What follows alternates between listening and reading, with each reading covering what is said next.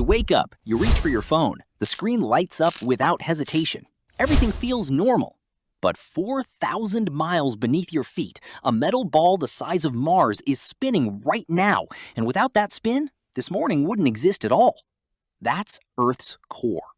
So what happens if it just stops? You wouldn't feel it. No shaking, no sound, no flash of light. But that silence is exactly where the disaster begins. Earth's outer core is an ocean of molten iron and nickel constantly churning around a solid inner core. That motion works like a giant dynamo. Geophysicists Gary Glatzmeyer and Paul Roberts built one of the first working computer models of this process in the mid-1990s. They showed that the chaotic flow of liquid metal is what generates the magnetic field wrapped around the entire planet. That field is invisible. You've never seen it, you've never felt it. But it's the reason you're alive. Earth's magnetic field acts like a shield. It deflects the charged particles the sun constantly hurls at us, the solar wind. Without that shield, the atmosphere would slowly get stripped away into space, particle by particle, the same way it happened to Mars billions of years ago.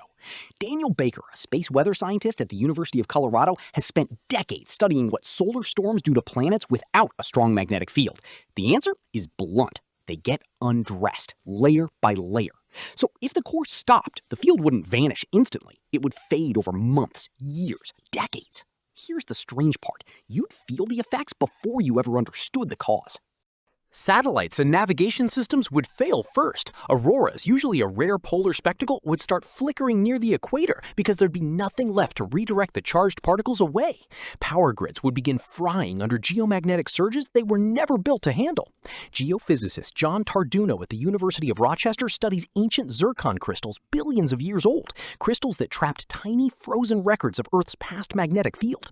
His research revealed something unsettling. The field hasn't always been stable. It has weakened. It has nearly vanished before. And every time that happened, the planet's climate and radiation exposure shifted dramatically. Remember the ozone hole? Without a magnetic field, it stops being a regional problem and becomes a planetary wound. Ultraviolet radiation would hit the surface unfiltered. Crops would fail. Skin cancer would stop being rare and start being routine. And that's only the beginning. A core that stops spinning also means a planet losing its internal heat. That heat is what drives the tectonic plates, fuels volcanic activity, and ultimately shapes the very ground you're standing on. Sounds like a disaster movie script, but here's the twist. Something like this is already happening, just slower, quieter. Scientists tracking the South Atlantic anomaly, a massive region over Brazil and the Atlantic where Earth's magnetic field is already noticeably weaker, have watched it expand for decades. Satellites passing through it glitch more often than anywhere else in orbit. This isn't the end of the world, it's a reminder.